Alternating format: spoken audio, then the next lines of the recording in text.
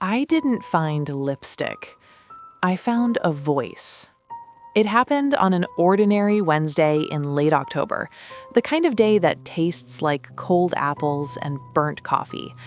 I'd borrowed Paul's car because mine was in the shop, and I was already annoyed at life in general. The mechanic's vague timeline, the grocery list taped to the fridge like an accusation, the fact that my knees now predicted rain more accurately than the weather app. I slid into the driver's seat, tossed my bag onto the passenger side, and turned the key. Paul's car chimed, the screen lit up, and his Bluetooth connected automatically. Then a woman's voice filled the cabin, warm, low, intimate in a way that didn't belong to me. "I keep replaying last night," she said, softly laughing as if she were trying not to be heard. "I know we said we'd be careful, but, Paul, I felt like I could breathe again. I jerked my hand off the steering wheel so fast I nearly hit the horn. The voice kept going. "I don't want to pressure you," she said softly.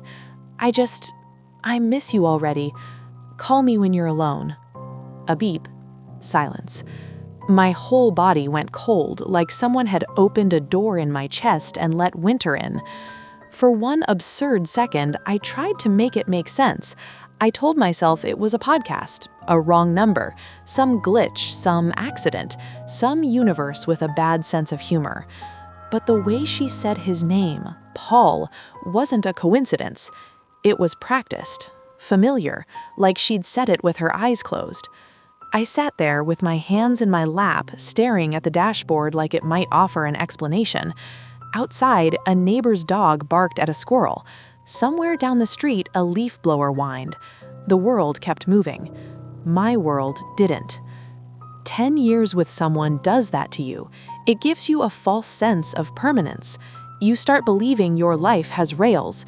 You can wobble, but you won't derail. Paul and I had been on those rails for a decade. We'd built something quiet and respectable. Two grown adults who'd learned, the hard way, what they didn't want anymore. Which is why the betrayal felt less like heartbreak and more like humiliation. Because at 54, you don't just lose a husband. You lose your dignity in the grocery aisle, in the church parking lot, at the pharmacy counter where the cashier asks how your wonderful husband is doing. You lose the certainty that you can read a room, and I had always been proud of reading rooms. I turned the car off, then on again. I don't know why, as if rebooting the engine would reboot reality. The screen came back to life, and for a moment I thought the message had been a fluke. Then the recent calls list popped up, and I saw an unfamiliar name linked to the last outgoing call. Denise R.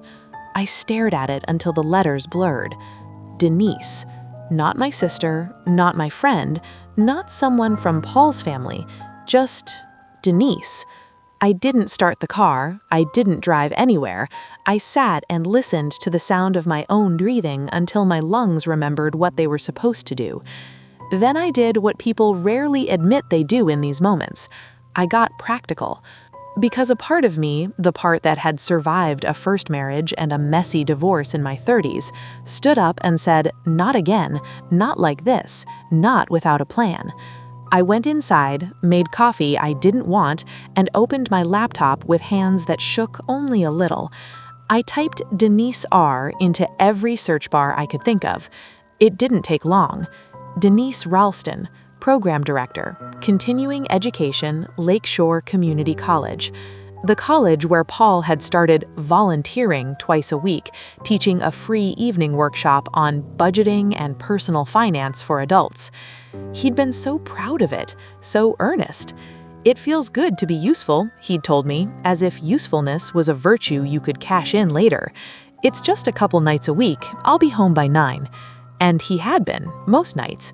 But I remembered now. The new cologne, the extra shower, the way he'd started wearing his nicer belt to teach, the way he'd been humming while he shaved like a man with a secret. The voice in the car hadn't sounded young. That made it worse in a strange way. This wasn't some cliché midlife fling with a 25-year-old intern. This was a woman who knew exactly what she was doing, a woman close enough to my age to understand what it costs. I closed the laptop and sat there staring at the kitchen clock ticking like it had nothing to do with me. I didn't cry. Not yet. Shock, I've learned, doesn't always come with tears. Sometimes it comes with a clean, terrifying calm. Paul came home that evening at 8:47 exactly as he always did on workshop nights. He walked in with that familiar, tired smile and a paper cup of tea from the gas station he liked. "Hey, Care," he said, leaning in to kiss my cheek. His lips touched my skin and it felt like someone else's mouth. "How was class?" I asked, and I hated myself for how normal my voice sounded. "Good," he said. "Couple new people. They asked smart questions." He took off his jacket, hung it on the hook, and went to wash his hands, our routine, our choreography. I watched him like he was a stranger pretending to be my husband. He wasn't sloppy, he wasn't frantic. He moved like a man who believed he was doing something manageable. That was what shocked me most. He didn't look haunted. He looked fine. We ate dinner, we talked about nothing. I asked him about a bill, he asked me about my day at the clinic. He laughed at a story I told, the same laugh I'd once fallen for. All the while, my mind kept replaying Denise's voice. I felt like I could breathe again, as if I had been suffocating him. After dinner, Paul sat on the couch and turned on the news. I sat beside him with my hands folded and tried to understand what kind of person can cheat and still ask, "Do we have any milk left?" 10 years together. 10 years of shared grocery lists, shared holidays, shared funerals. 10 years of knowing how he takes his coffee, how he hates raisins, how he gets quiet when he's worried about money. And apparently, 10 years of me not knowing everything. That night when he fell asleep, I lay awake and stared at the ceiling fan. The blades spun slow and steady, like time had decided to show off its indifference. I thought about calling my best friend, Mara. I thought about calling my daughter, Hannah, who lived 3 states away with a toddler and a full-time job and enough stress of her own. But the truth is, I wasn't ready to hand my humiliation to someone else yet. I needed to hold it privately, like a wound you don't show until you've decided if it's fatal. So I waited, and I watched. Over the next week, I learned how long you can live in a house with someone while feeling like you're living next to a lie. Paul kept his routine. Morning coffee, a kiss, a cheerful "see you later." He still asked about my mother's blood pressure. He still fed the dog.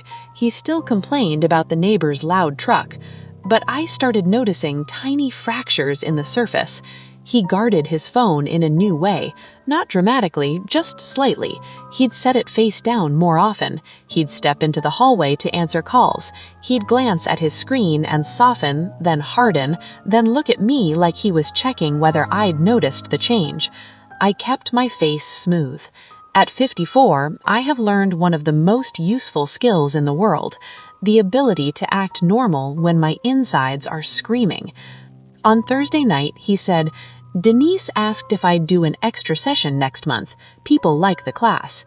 He said her name like it was nothing. My fork paused halfway to my mouth. "Denise," I repeated, lightly, as if I were only half listening. "Yeah, Denise Ralston, runs the program," he said too fast. I nodded and my stomach tightened. So he wasn't even hiding her existence. He was hiding her meaning. That weekend, Paul suggested we go to the farmer's market like we always did. We walked past pumpkins and local honey and jars of jam with labels made by people who still believed in simple things. Paul held my hand in public. His palm was warm, familiar. The gesture looked like love to anyone watching, but all I could think was, how many hands can one man hold and still call himself honest? On Monday, I did something I never thought I'd do again. I called a lawyer. Not because I had decided on divorce that minute, not because I wanted to burn my life down, but because the version of me who had once been blindsided by betrayal in my first marriage, young, broke, embarrassed, had promised herself she'd never be unprepared again. The lawyer's name was Gail Mercer. Her voice was calm and brisk, like someone who had seen every version of this story and didn't flinch anymore. "You don't have to file today," she told me, "but you need information. Information gives you options. Options give you power." Power. I hadn't realized how powerless I'd been feeling until she said that word. Gail told me what to gather: financial statements, account numbers, insurance documents, retirement plans. She told me not to clean out accounts, not to make dramatic moves, and not to confront him until I knew what I wanted. "People reveal their worst selves when they're cornered," she said. "If he's hiding a relationship, he may also be hiding money. Be careful." I hung up and sat at my desk staring at my hands. I didn't want to be careful. I wanted to be a wife who didn't have to think like a detective, but the life I wanted had already been taken. So I became careful. I started with the mundane, our online banking portal, which Paul managed because he was better with numbers. I had always believed him,